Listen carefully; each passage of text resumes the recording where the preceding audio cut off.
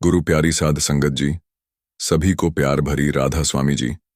संगत जी, बाबा जी ने आज बताया सुबह ब्रह्म मुहूर्त में उठने से क्या होता है और इससे कौन से फल की प्राप्ति होती है और इसका क्या रहस्य है। क्या आपको पता है कि महापुरुष क्यों कहते थे, जो जागत है वह पावत है, जो सोवत है वह खोत है।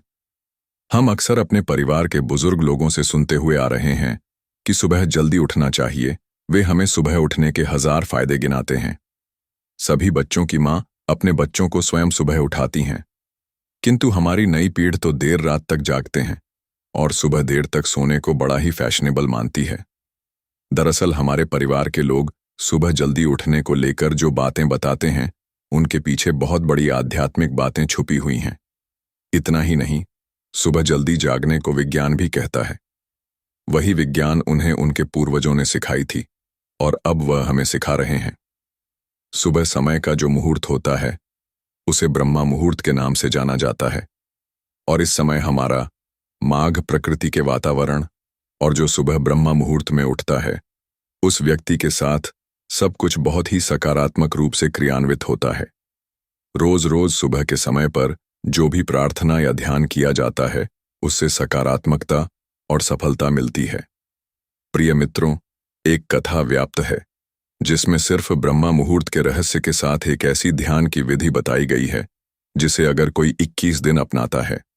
लेकिन अगर आप भी चाहते हैं कि आपके ऊपर और आपके पूरे परिवार के ऊपर माता लक्ष्मी का आशीर्वाद सदैव बना रहे, तो इस वीडियो को एक लाइक करें और आपके अपने चैनल अद्भुत वास्तु ज्ञान को सब्सक्राइब करें और कमेंट बॉक्स में जय माता लक्ष्मी लिखना ना भूलें। जब कोई व्यक्ति अपने सपनों को साकार करने में लग जाता है, तो ब्रह्मांड की शक्तियां उसकी मदद करने लगती हैं। इसके साथ ही वह व्यक्ति और अधिक स्थिर और बुद्धिमान बन जाता है। अब इसी से जुड़ी एक रोचक कथा है जिसे मैं आपको सुनाने जा रही हूं। एक बार की बात है, जब देवर्षि नारद आकाश मार्ग से यात्रा कर रहे थे, तभी उनकी मुलाकात इंद्रदेव से हुई। इंद्रदेव ने नारद जी को देखकर पूछा, हे नारद जी, मैंने यह देखा है कि जो भी ब्रह्म मुहूर्त में उठता है वह बहुत सुखी और सफल होता है। ऐसा क्यों होता है? अब नारद जी को इस प्रश्न का उत्तर ठीक से पता नहीं था, इसलिए उन्होंने इंद्रदेव से कहा, हे इंद्रदेव, मैं आपके इस प्रश्न का उत्तर कल दूंगा।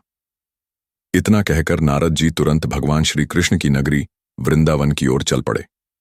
जब वे वृंदावन पहुंचे तो उन्होंने देखा कि भगवान श्री कृष्ण एक पेड़ के नीचे खड़े होकर अपनी बांसुरी बजा रहे थे। वातावरण बड़ा ही दिव्य और मनमोहक था। जैसे ही नारद जी वहां पहुंचे, भगवान श्री कृष्ण ने बांसुरी बजाना बंद कर दिया और मुस्कुराते हुए बोले, हे देवर्षि नारद, आज आप कुछ चिंतित लग रहे हैं। किस बात की चिंता है? नारद जी ने हाथ जोड़कर कहा, प्रभु, आज जब मैं आकाश मार्ग से गुजर रहा था तो मेरी भेंट इंद्रदेव से हुई। उन्होंने मुझसे एक प्रश्न पूछा कि जो व्यक्ति ब्रह्म मुहूर्त में उठता है वह इतना सुखी क्यों रहता है। लेकिन मैं इसका सही उत्तर नहीं जानता था, इसलिए मैंने सोचा कि आपके पास आकर इस रहस्य को जानूं। अब आगे भगवान श्री कृष्ण नारद जी को क्या उत्तर देते हैं, यह कथा आगे बढ़े। तब रास्ते में मुझे देवराज इंद्र मिले। उन्होंने मुझसे पूछा कि हे देवर्षि नारद, जो लोग सुबह सुबह ब्रह्मा मुहूर्त में उठते हैं वे सभी इतने खुश क्यों रहते हैं? हे प्रभु, मैं इसी प्रश्न का उत्तर जानने के लिए आपके पास आया हूं। तब भगवान श्री कृष्ण कहते हैं, हे देवर्षि नारद, वाकई में इंद्रदेव ने आपसे यह प्रश्न पूछकर समस्त मानव जाति का कल्याण किया है।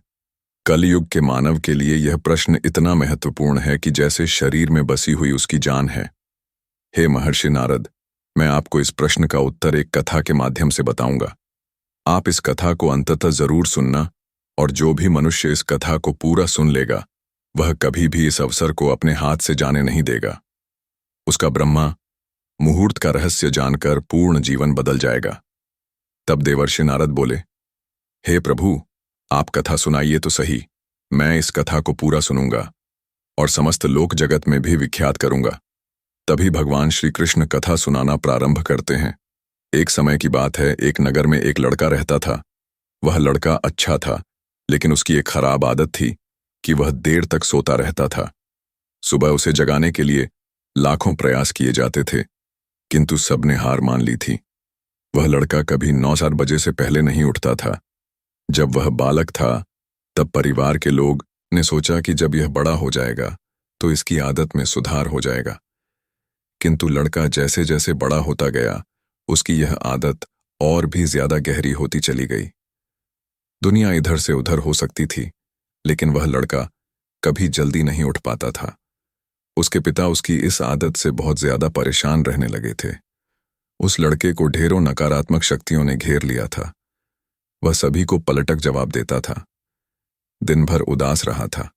इसका असर उसके स्वास्थ्य पर भी पड़ रहा था।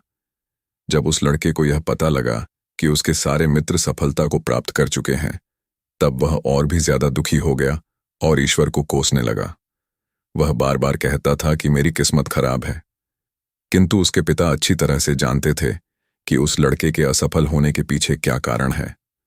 मित्रों, भगवान श्री कृष्ण कहते हैं, हे देवर्षि नारद, उसके पिता को किसी सन्यासी के बारे में पता चला तो वे तुरंत अपने बेटे की समस्या को लेकर सन्यासी के पास जा पहुंचे।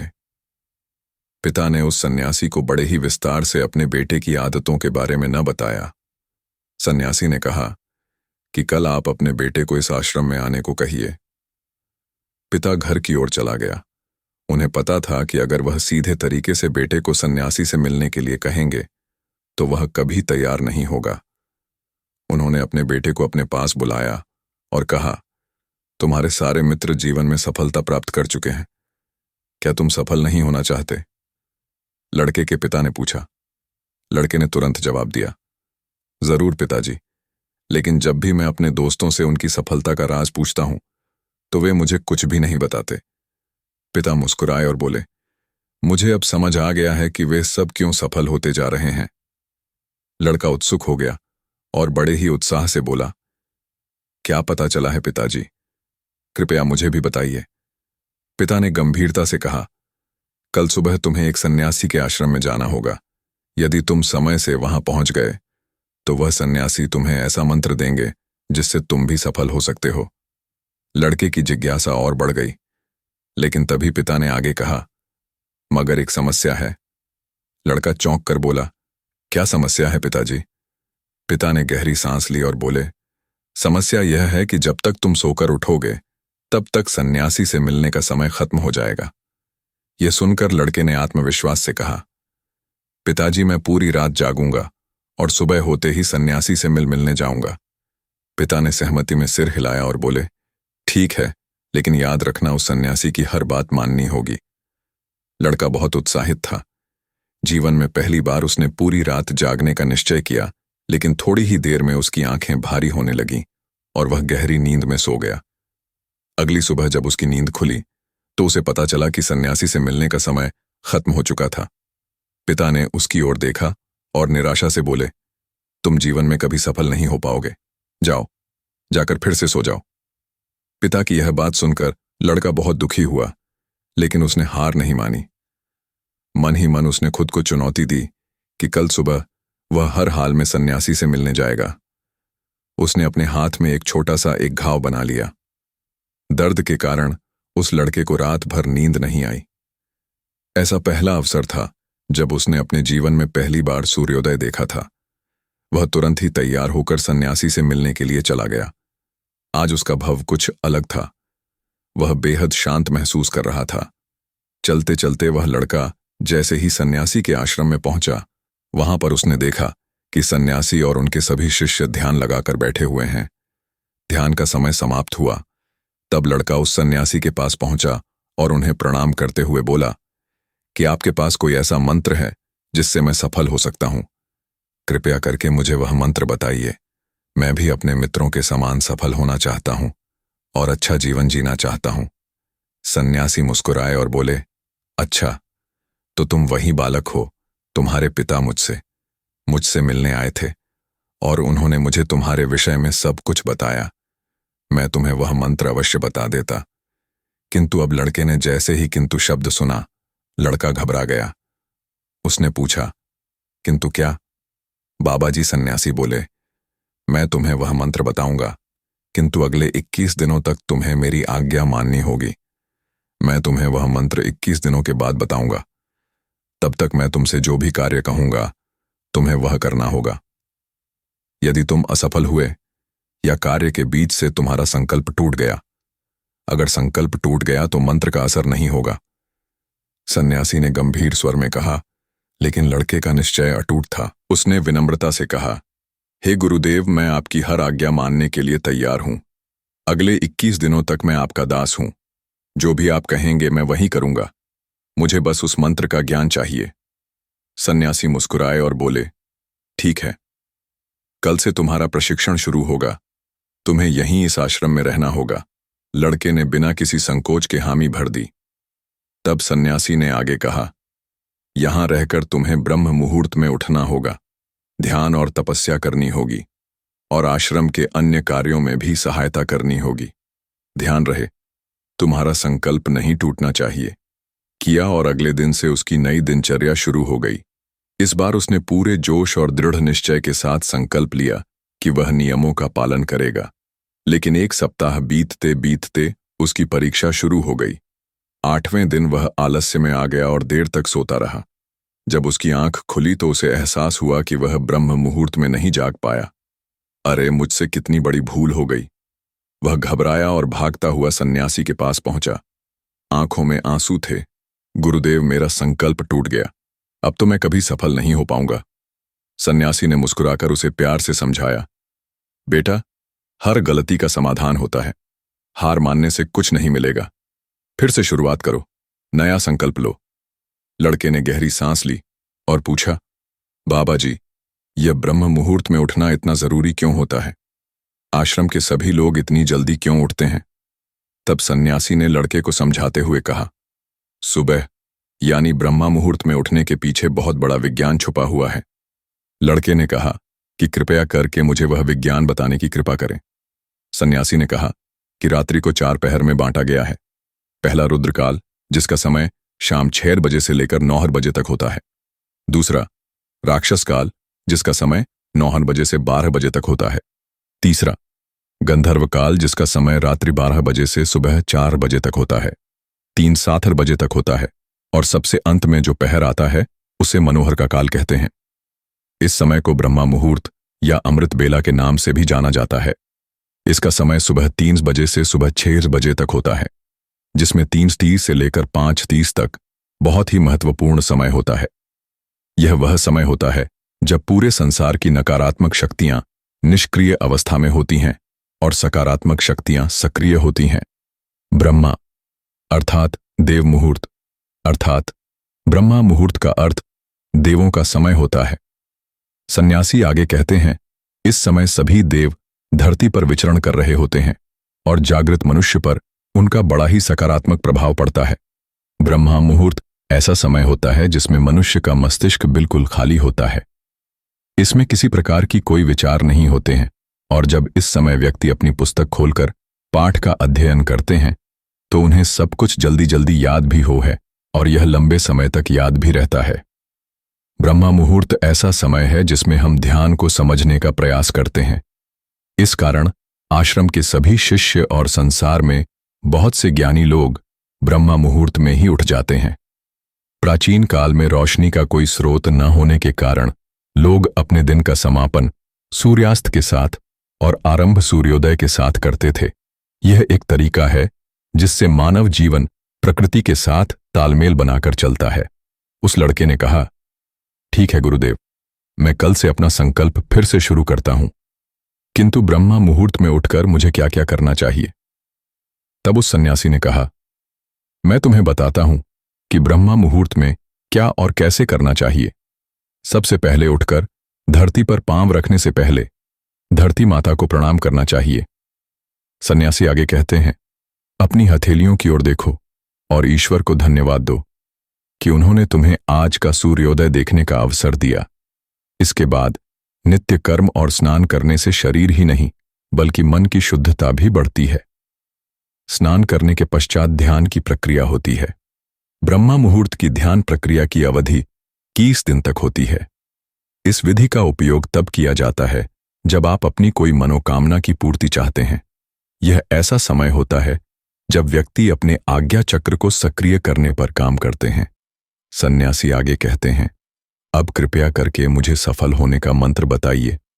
तब उस नसीह ने मुस्कुराते हुए कहा, पिछले 21 दिन से जो अभ्यास तुम करते हुए आ रहे हो वही तुम्हारी सफलता का मंत्र है।